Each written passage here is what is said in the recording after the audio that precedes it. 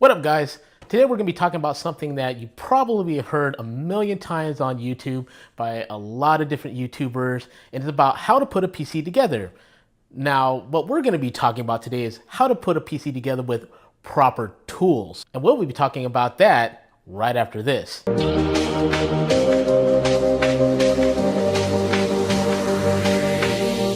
So like I said before in the intro, we'll be talking about how to put a PC together with the proper tools.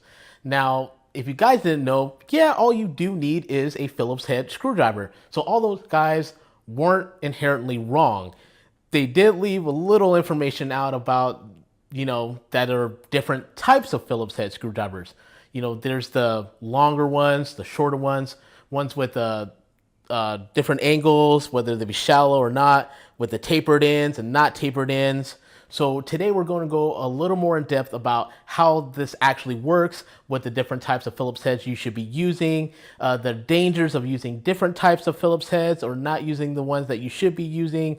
So we'll be definitely giving you guys that information and how to get this done. What we have here is basically an assortment of screwdrivers. Now, I picked these up out of my own personal stash, or my own personal tool set, and I've been in the automotive field for about 12 plus years, and in about 7 of those years, all I did every day was mess with tools. So I professionally fixed cars, installed all sorts of things into many types of different vehicles. So, I think I'm pretty comfortable when it comes to using tools. So what we have here is an assortment of Phillips head screwdrivers. And if you guys don't know, there's 2 different types of screwdrivers. There's the flathead screwdriver, and then what we have here, a Phillips head screwdriver. So you have a plus, and then you have a minus. So you have your flat tip, star tip, Phillips head. I don't know why they decided to call it a Phillips. That's just, what it is. So we're just going to set that one over there. And the reason why I think that a lot of the things that have been going on so far as building PCs, and this hasn't been explained, in my opinion, properly, is there are all different types of Phillips head screwdrivers. There's not just one single type of Phillips head screwdrivers. Of course, you can see they're varying in length, which is really just convenience for you. So if you want something a little bit longer, that'll be able to get in harder to reach places. Like this is over a 13-inch Phillips head screwdriver, which if you're building in really deep cases or wide cases, this definitely comes in handy. You have these tiny little screwdrivers, which are really for the smaller heads. Or, stuff like this particular guy. So this is a M.2 head that allows you to go ahead and screw it in onto the little M.2 receptacle.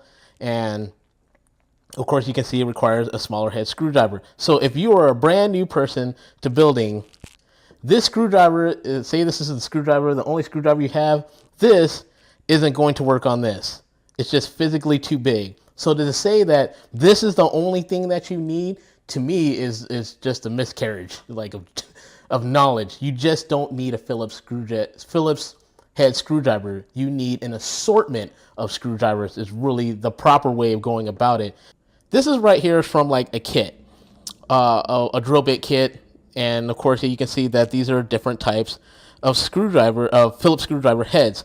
Now with Phillips heads, which I'm just going to call them from now, like Phillips heads, there are different varying types of depth and width. So if you can see, this is a little, it's flat right here at the tip, and the angle is a little more out. So that's a little wider. And then you have something like this one's a little more shallow. And the girth is not as big as the other screwdrivers. And that has to go to saying that, it'll fit different types of Phillips heads where the head, and we'll use this thumb screw for, explanation, where the head might be a little deeper inside than it is, or it might be a little shallower inside. And the only way you're going to know for sure is by taking a Phillips head and putting it in there, seeing it fits. Now, if you want to know if your Phillips head is adequate enough that you have, what you can do, you can take a simple test. Take it, put the head of the screwdriver in, and then put it in. Now, I'll be quiet and make the sound. Now, what that means, you have slack, which means the head of the Phillips head screwdriver is not actually snug in there. And the problem with this is it can actually cause slipping. So while you're screwing something in, if you have a weird angle, it can actually like slide out, or it might not be able, like this, might not be able to hold it in. See, it just like slipped right out.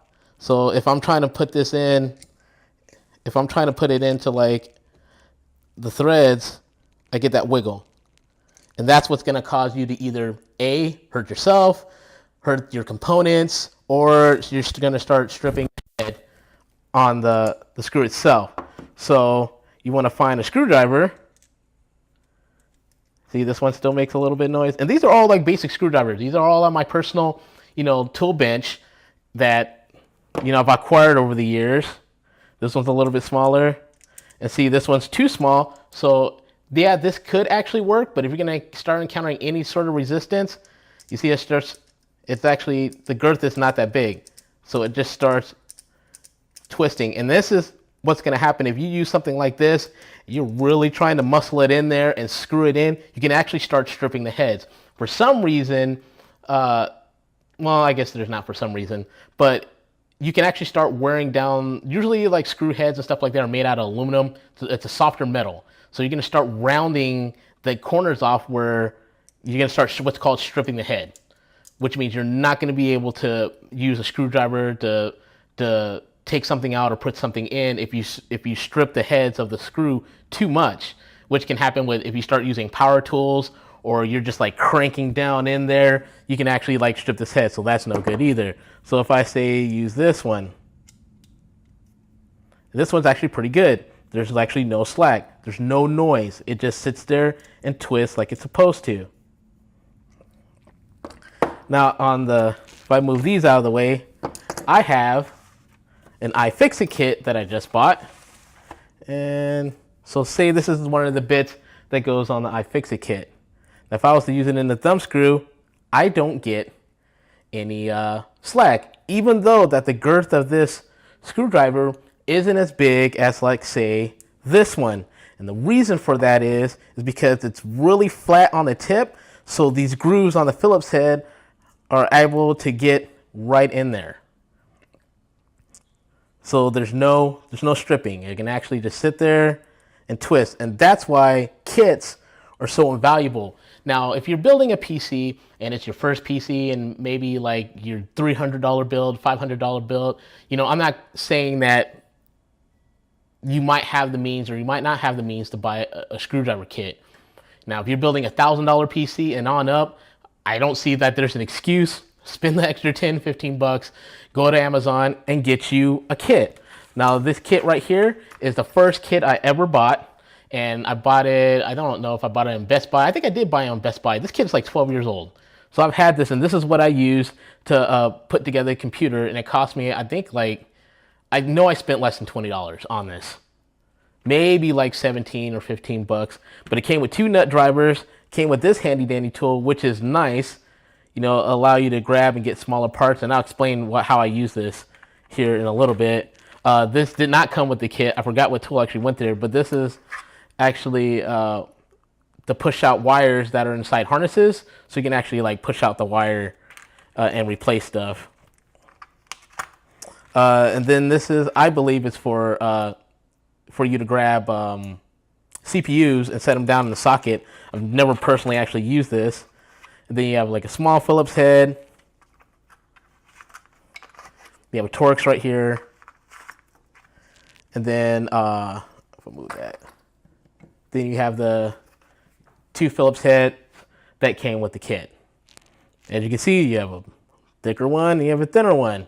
And that's, the size of the Phillips head on the head of the screw itself. Screw or bolt, whichever you're using. Now, like we have like a standoff. Typically what's in most of the motherboards, I forgot the size, it's like M something, like M3, whatever, but this is pretty much like the standard size standoff that you'll see. And then inside, I don't know how focused it'll be, you have what's called threads. Now, if you're going to, like, this looks like your typical head that you would use. the screw in your motherboard. I know there's varying different types, and you can see it has a Phillips on the top, and then it has ridges or flat sides. I don't know what this hexagon. I think it's hexagon. Now I prefer like this tool right here, which is called nut driver, which gives you the best gripping potential to screw something in. It sits right there and it doesn't twist, it doesn't move, and it allows you to screw something in confidently. Ha ha ha ha ha. I don't remember where that's from.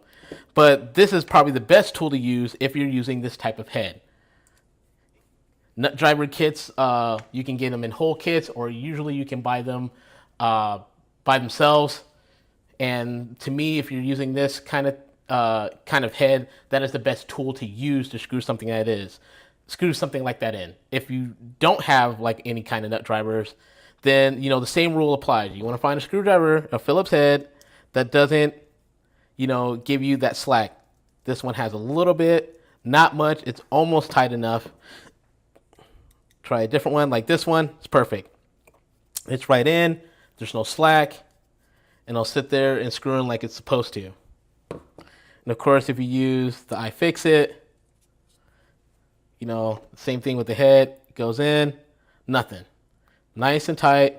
It contacts the inside grooves of the head just fine. And that's how you know if you have the right screwdriver for what you're using. You should not hear any like clicking. Just sit there and just wiggle it. If you don't hear anything, then you know that you have the correct fit, and it'll go ahead and do the job like it's supposed to do. So even though this is a thumb screw, and then you have the threads right here on the screw itself, and then you have the threads inside here. Now, 99% of the time, if you're screwing this in and it's starting to bind, you have one or two things will happen. Either A, you're screwing it in wrong, which means you're cross-threading it, and that's like 99% of the time that it binds on something, it's because it's cross-threaded. The other 1% of the time is there might be a burr or imperfection somewhere on the thread, and they get caught on one another, and then it won't allow you to screw it in. But other than that, you should be able to screw it in by hand with no issues. In and out, should be smooth,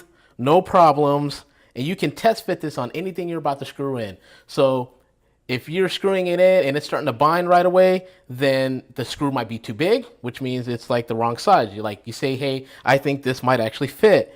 And if I start screwing it in, I won't, because the threads are too big.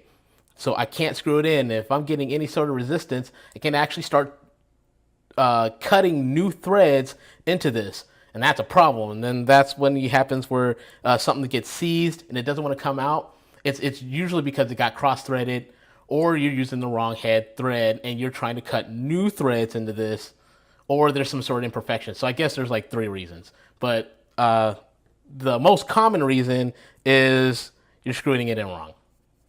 So you see it, no issues, screws in and out. I don't have to add any like extra oomph to get this in there. You're using the right things for the right parts. Of course, other tools that you might encounter for more niche type builds are hex, and then something like security Torx, which has a little divot, and then it's just Torx and all.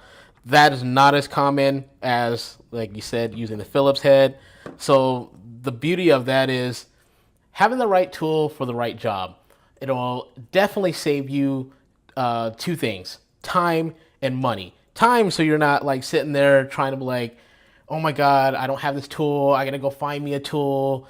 And then the money part is now I got to go buy that tool, or you're using the wrong tool or a tool that you think was going to be okay, and you wind up damaging either the tool itself or what you were working on. So trust me, the shortcut way, you might get past it now. It might work a couple of times, but it's going to catch up to you eventually where when you weren't using the right tool you were supposed to, you're going to wind up injuring yourself, or you're going to wind up breaking something, and you're going to wish you had some sort of kit. So having a kit is the best way to building a computer. Now, that's not for everybody, usually because they can't afford it or they might not have access to it. But if you can buy a tool set, it will save you mounds and mounds of frustration. And yeah, it might have a bunch of tools that you'll never use, but I'd rather have it and not need it than need it and not have it. The latter of those will always get you into trouble. The have it and not need it, that means it's like having something in your tool belt that you'll never have to worry about. That's cool. I'd rather have it and not need it than need it and not have it. You know, something like this might be a luxury. How long the screwdriver is, it makes things more convenient for you, and that is a plus. And if these are the only tools that you have, then God bless you. You know, do what you can.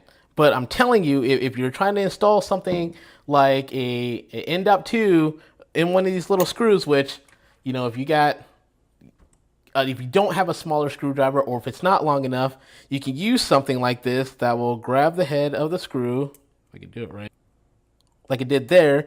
And this is what I do to help me articulate it and screw it in, get the thread started, and then I can take it off and then use the smaller screwdriver, I don't know where it went, over here to go ahead and finish the job. So even in the most basic of terms, you're going to need at least 2 Phillips head screwdrivers. You're going to need a regular one, and you're going to need a smaller one for smaller headed screws. Of course, something like this. And as you can see, different screw heads, some are shallower than others, which means how deep it's cut into the head of the screw is going to be different. So something like this is a Fran screw, and then like a regular one, it will work. See, there's no slack. You don't hear any like that clicking noise, which means this fits just fine. Now, if I wanted to use this smaller one, not going to work that well. The slack, you can hear it. You can hear it, the metal hitting the metal. Now, guys, this isn't like a be-all, end-all. This is just me trying to educate my viewers and maybe some people who don't know that there is a little more to it to putting a PC with proper tools. And like I said, it's going to save you time and money. So as you can see, there was a lot of information to disseminate from this video today. And if you guys have any more questions, feel free to leave them there in the comments, and I'll be happy to answer those questions for you. And if you liked the video today, go ahead and give it a thumbs up. And if you didn't like the video today, go ahead and give it a thumbs down. Don't forget to hit that subscribe button and that notification bell if you want to know when the next videos are showing up. And like always, guys, be awesome, be heavy. We'll see you on the next one.